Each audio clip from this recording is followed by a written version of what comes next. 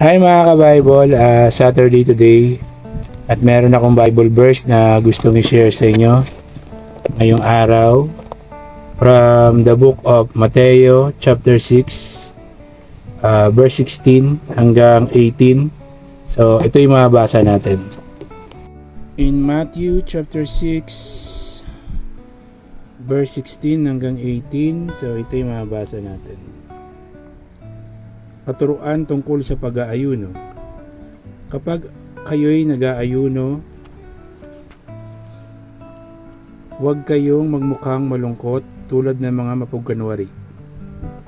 Hindi sila nag-aayos ng sarili upang mapansin ng mga tao na sila'y nag-aayuno.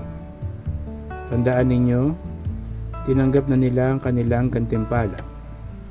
Sa halip kapag nag-aayuno ka, maghilamos ka, lagyan mo ng langis at ayusin mo ang iyong buhok upang huwag mapansin ng mga tao na ikaw ay nag-aayuno.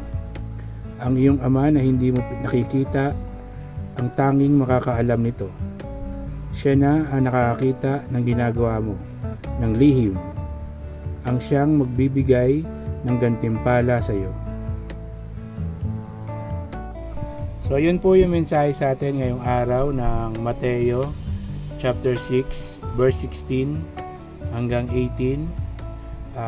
Hopefully is nagustuhan nyo yung mensahe natin ngayong araw. So kung nagustuhan nyo is follow my FB page, like and share the videos, at subscribe kayo sa aking YouTube channel. So keep safe, God bless, always remember, Jesus loves you. Bye bye. Hi mga ka-Bible, Saturday today. At meron akong Bible verse na gustong i-share sa inyo ngayong araw from the book of Galatians chapter 3 verse 26 hanggang 27. So ito yung mababasa natin. Sa book of Galatians chapter 3 verse 26 hanggang 27. So ito yung mababasa natin. Dahil sa inyong pananalig kay Kristo Jesus, kayong lahat ay anak ng Diyos. Ang buhay mismo ni Kristo ang isinuot sa inyo na parang damit nang kayo'y mabautismuhan sa Kanya. So, yun po yung mensahe ngayong araw ng Galatians chapter 3 verse 26 hanggang 27.